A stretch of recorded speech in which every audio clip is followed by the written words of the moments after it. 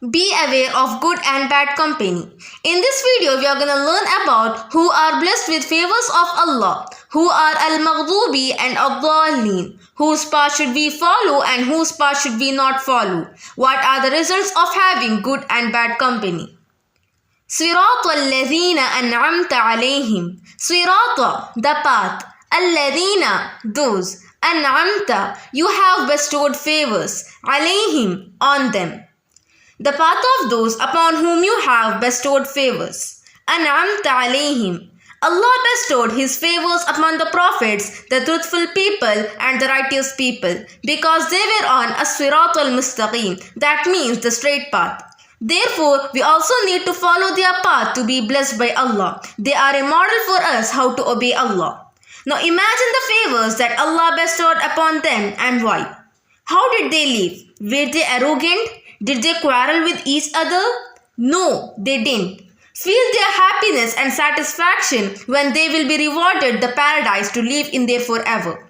Whom do you want to follow? Read about the lives of noble prophets, the companions of the Prophet ﷺ and the virtuous people. Observe their characters and try to be like them. O Allah, make us follow the path that pleases you. Ameen.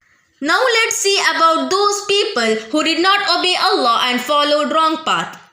غَيْرِ الْمَغْضُوبِ عَلَيْهِمْ وَلَا الضَّالِّينَ. غَيْرِ, not. Al-Maghdubi, of those who earned your wrath. Alayhim, on them. Wala, and nor of. Ad-dallin, those who go astray. Not of those who earned your wrath upon themselves and nor of those who went astray.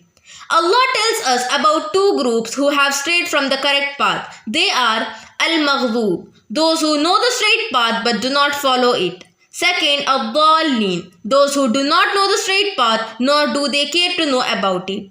Now let me tell you a story. Once Prophet Muhammad ﷺ drew a straight line and said, "This is the path of Allah." Then he drew few curved lines and said, "These are the paths of shaitan." In a hadith, Prophet Muhammad ﷺ said, "The example of a good companion who sits with you in comparison with a bad one is like that of a musk seller and a person blowing a blacksmith's bellow. From the first you would either buy musk or enjoy its good smell, while the bellows would either burn your clothes or your house, or you get a bad smell thereof." Now remember the bad deeds of Firaun, the people of Ahad and the companions of the elephant, etc. They all deviated from the right path and the wrath of Allah was on them. All of them were destroyed in this world and will enter the hell in the hereafter.